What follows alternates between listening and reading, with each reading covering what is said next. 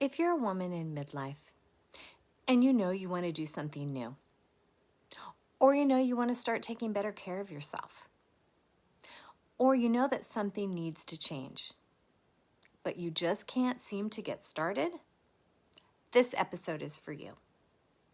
Welcome to the Bloom and Beyond podcast. I want to say this right away because so many women our age carry unnecessary guilt around this. This isn't because you're lazy.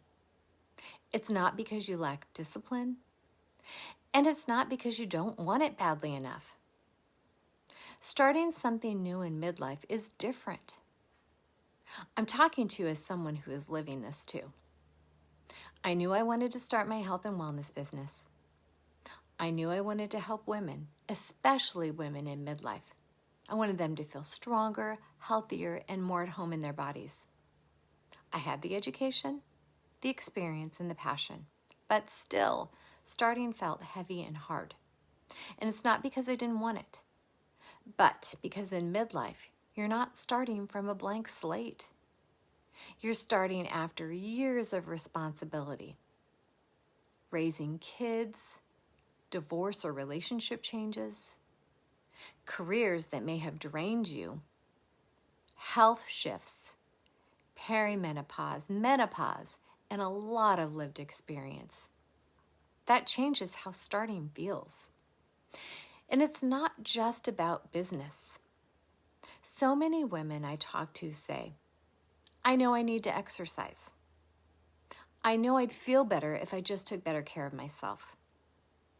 I know movement helps my mood and my health. Okay, I've been there too. There were times that I knew exercise would help me. My anxiety, my bones, my blood sugar, my energy. And still, starting felt overwhelming. It's not because I didn't care, but because my body was tired. My hormones were changing, and I didn't have the same physical or emotional energy that I used to. Midlife doesn't come with extra bandwidth. Here's what I think matters most to understand. In midlife, starting something new often brings up hesitation. Not because you're afraid, but because you're more aware. You've lived enough life to know things take effort. Not everything works, and you don't want to waste your time or energy anymore. So your hesitation isn't weakness, it's discernment. But where many of us get stuck is how we talk to ourselves about that hesitation. We think, I should be past this. I shouldn't struggle with this. I've done harder things than this. Why can't I just start? But the truth is, midlife change isn't about pushing harder. It's about choosing more intentionally. What worked at 25 doesn't always work at 45 or 55 or 65, and that's okay. So instead of asking yourself, why can't I just do this? Try asking, what feels realistic for me right now? Not what looks good on paper, not what you used to do, not what someone else is doing, just what fits your life now. For me, that meant letting exercise be gradual before it was consistent, letting my business grow slowly instead of all at once, letting myself show up imperfectly instead of waiting to feel confident. Small steps matter now more than big promises. Another thing I want women our age to hear is doing something good for yourself doesn't have to be dramatic.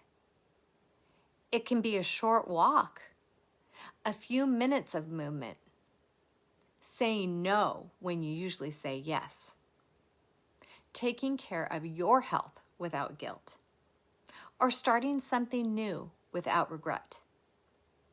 You don't have to earn rest either. You don't have to justify self-care, and you don't have to rush. If you're listening and you feel stuck between knowing and doing, please hear this clearly. You're not behind, and you're not failing. You're in a place of reevaluation, and that is a powerful place to be.